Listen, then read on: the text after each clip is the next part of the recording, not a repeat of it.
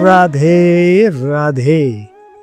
श्री कृष्ण चरितमृतम भाग 24 और 25 साथ में लेते हैं आज। तो पहला शीर्षक है आई मारन पूतना और दूसरा है कन्हैया ने जब पूतना को देखा।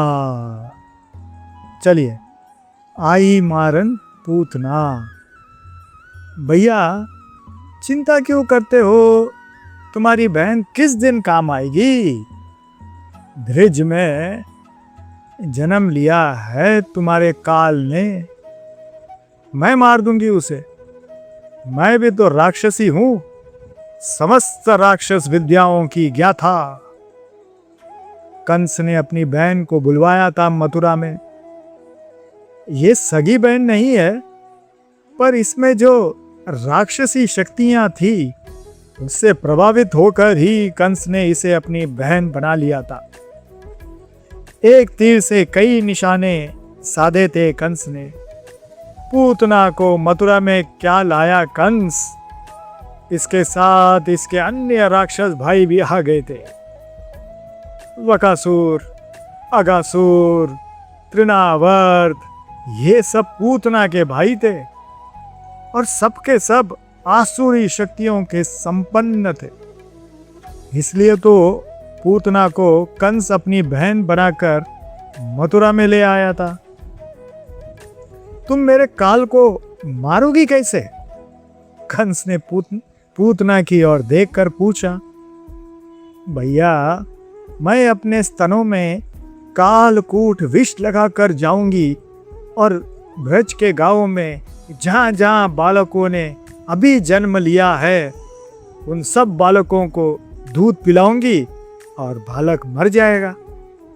अट्टहास करने लगी पूतना। भैया, इस बहन के होते हुए तुम्हें चिंता क्यों भाई? तो कैसे जाओगी, किसी यान से या आकाश में उड़ते हुए? कंस ने पूछा। भैया, बड़े बोले हो तुम। मैं कह चुकी हूं ना, मैं राक्षसी हूं और राक्षसी विद्याओं में पारंगत हूं। मैं जल में चल सकती हूं, अग्नि में खेल सकती हूं, नभचारिणी में हूं मैं। पर कंस रुक गया बोलते हुए, पर पूतना, तुम इतनी भयानक हो कि तुम्हें अपने घर में कोई प्रवेश करने ही नहीं देगा, और प्रवेश मिल भी जाए तो उसके शिशु को तुम दूध पिलाओ, ये कौन माँ चाहेगी? तुम तो माँ भयानक हो भाई। पूतना हंसी। उसकी हंसी भी सामान्य को भयभीत करने वाली थी। कुछ ही क्षण में पूतना वहां से चली गई। ये सब एकाएक हुआ था। निरपराध शिशु बहुत मारे गए होंगे ना उद्धव। पूतना ने ब्रज के बहुत शिशु मारे। ओह, इन सद्योजात शिशु का अपराध क्या था? बेचारे वे शिशु, विदुर जी ने उद्धव से कहा। उद्धव विदुर जी के मुखमंडल की ओर चकित भाव से देखने लगे थे। तात, ये प्रश्न आपका है? विदुर जी बोले, नहीं, ये प्रश्न मेरा नहीं है, पर सामान्य जन तो यही सोचेगा ना। तात, ये प्रश्न उन्हीं के मन में उठेगा जो जन्म को तो श्रेष्ठ, उत्तम और आवश्यक मानते हैं, पर मृत्यु को निम्न, निकृष्ट और अनावश्यक समझते हैं। तात, क्या जन्म और मृत्यु एक लीला मात्र नहीं है उस लीलाधारी की? फिर इस बात को इतनी गंभीरता से क्यों? क्या लेना देना? माली जाने के उसे अपने बगीचा कैसे सजाना है, किस पौधे को रखना है, और पौधे के पास में उगे व्यर्थ के घास को उखाड़ कर फेंकना है। ये माली पर छोड़ दो ना। ये संसार हमने नहीं बनाना है और ना हमने बनाया है, ये कन्हैया ने ही बनाया है। वही उस संसार रूपी वन का माली है, वन माली। जाने उद्धव ने कहा, तुम कौन हो? कंस ने उस सुंदरी को देख चौंक कर पूछा था।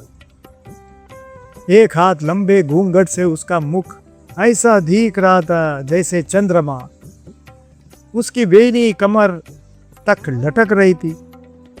बेनी में फूल लगे थे। मालती, जूही, माधवी, मल्लिका आदि के फूलों की मालाएं घूमती थी। रेशमी वस्त्र झीना था जिसमें से उसका यौवन छन छन कर गिर रहा था। कमर इतनी पतली थी कि वह लताओं की तरह हिलती दिखाई देती। नितंब स्थूल थे। वह उसके सौंदर्य को और निखार रहे थे। तुम कौन हो? कंस पहचान नहीं पाया। मैं पूतना हूं भैया। आप भी धोखा खा गए ना तो मुझे कौन पहचानेगा फिर? पूतना? तू इतनी सुंदर बन गई, अब तुझे कौन रोक सकता है? अच्छे घर की लग रही हो। तू जिस घर में जाएगी वो अपने आप को धन्य मानेगा। तेरा सौंदर्य ही ऐसा है। कंस की बातें सुनकर पूतना बहुत प्रसन्न हुई थी। वो उड़ चली। कंस देखता रहा। कंस को विश्वास हो गया था कि अब उसका काल बचेगा नहीं। जहां भी छुपा होगा ये पूतना उसे खोज निकालेगी। पूतना इधर उधर जाने की सोच रही थी कि गोकुल की धूम उसे दिखाई दी। नाचते गाते लोग दिखाई दिया। आवाज आने लगी, बधाई हो के शब्द गूंज रहे थे नभ में। ये कोई विशेष बालक है, क्यों न इसे ही देखा जाए। ऐसा विचार कर पूतना गोकुल में ही उतर गई और चारों ओर देखने लगी थी। चलो आगे बढ़ते हैं। 25। बधाई हो। नाचती गाती गोपियां लौट रही थी नंदालय से। पूतना देख रही है। धन्य हो गया है ये गोकुल। आज 6 दिन हो गए हैं यशोदा के लाला हुए हैं, पर उत्सव अभी भी चल ही रहा है। कितनी उदार है हमारी ब्रजरानी। अरे लाला कितना सुंदर है, दूसरी गोपी तुरंत कह रही थी। पूतना इन सब की बातें सुन रही थी। पता है ब्रजरानी ने मुझे मोतियों का हार दिया है, देख देख। अरे दे तो मुझे भी रही थी पर मैंने नहीं लिया। दूसरी गोपी ने कहा, क्यों भाई, फिर बधाई में तेने क्या मांगा? पहले गोपी ने पूछा। मैंने तो कह दिया मुझे ये सब नहीं चाहिए, मुझे तो अपने लाला का मुख दिखा दो। पहले तो मना किया ब्रजरानी ने, पर बाद में मुझे लेकर गई पालने के पास। आहा सखी, क्या सुंदरता। माखन में मानो नीला रंग मिला हो, ऐसा देह है ब्रजरानी का लाला का। चंचल नयन। उसने मुझे देखा, अपने नन्हे पांव फटके। मैं तो मंत्र मुग्ध हो गई, सब कुछ भूल गई थी।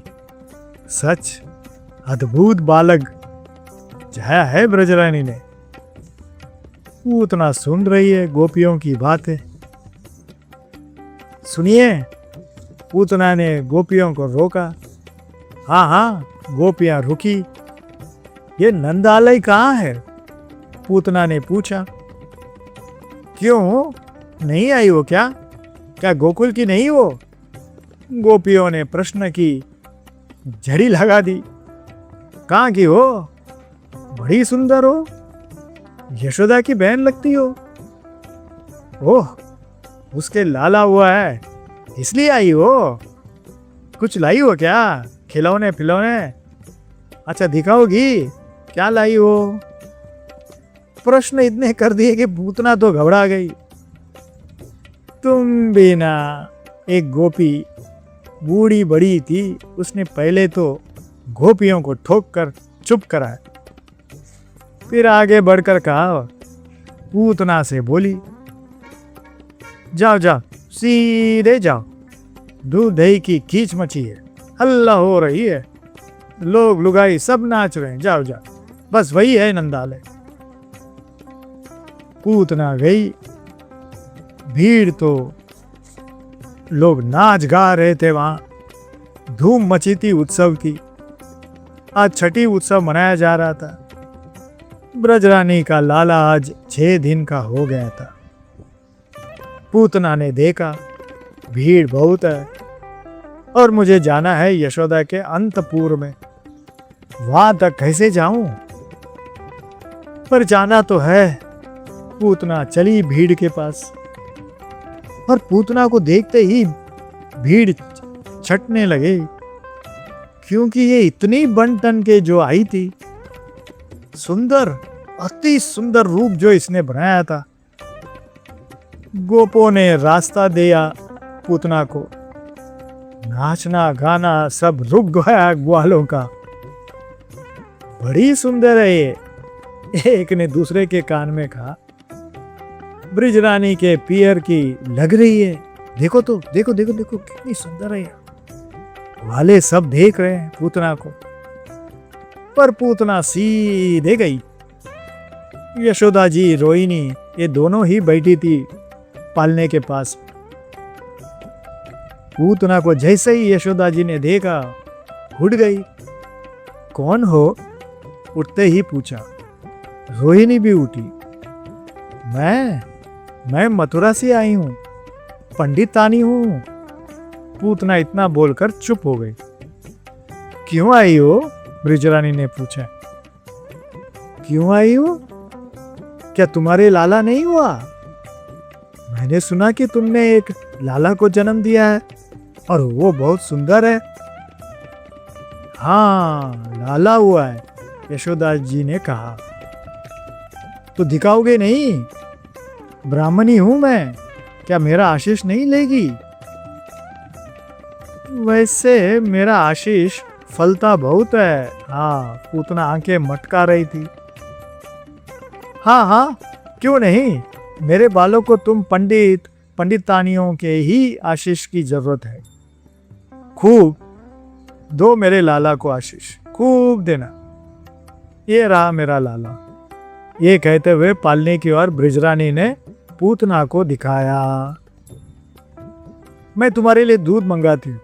रोहिणी, पंडितानी के लिए दूध ले दो। जी जी, अब भी लाई। रोहिणी गई दूध लेने। ओ, ये है तुम्हारा लाला। पालने में देखा पूतना ने कन्हैया को। कन्हैया ने टेढ़ी नजर से पूतना को देखा, ऐसा, फिर तुरंत अपने नेत्रों को बंद कर लिया। मैं दूध नहीं पीऊंगी, क्या छाछ ला सकती हो? पूतना ने यशोदा जी को कहा।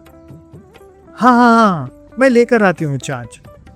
यशोदा जी इस बार स्वयं गई पूतना के लिए छाछ लेने। पर इसे छाछ पीना कहाँ था? ये तो एकांत चाहती थी ताकि अपना स्तन कन्हैया के मुख में दे सके। उद्धव बोले। चलिए आगे। पर उद्धव, कन्हैया ने नेत्र बंद क्यों किए? पूतना को देखकर नेत्रों को बंद करने का कारण क्या था? चपलता, बालक की अपनी एक चपलता होती है, उद्धव ने कहा। पर तात, महत्पुरुषों ने इस पर बहुत कुछ कहा है। किसी ने कहा कन्हैया के नेत्रों में सूर्य चंद्र का वास है, तो सूर्य चंद्र ने इस पाप आत्मा पूतना को देखना न चाहा और पलकों से स्वयं को ढंक लिया। तात, किसी ने कहा कन्हैया के पास बिना पुण्य के कौन आएगा? पर पूतना का पुण्य तो शून्य है ही नहीं। किंतु पूर्व जन्मों में कोई पुण्य हो, ऐसा विचार कर कन्हैया उसके पूर्व जन्मों को देख रहे हो, नेत्रों को बंद करके। हंसे उद्धव। कन्हैया ने सोचा, विष तो हम पिएंगे नहीं, क्यों न महादेव को कहा जाए, क्योंकि उनको विष का अभ्यास है। ऐसा विचार कर आंखें बंद कर के महादेव का ध्यान कर रहे हैं कन्हैया और उन्हें बुला रहे हैं कि आओ, विष आप पियो, दूध हम पिएंगे। तात विदुर जी, इसलिए कन्हैया ने अपने नेत्रों को बंद किया, शिव को याद किया, महादेव को याद किया। ये सुनकर विदुर जी बहुत हंसे, साथ में उद्धव भी हंसे जा रहे थे। इसलिए कन्हैया ने अपने नेत्रों को बंद किया। चलिए आगे का भाग हम कल बताते हैं। राधे राधे।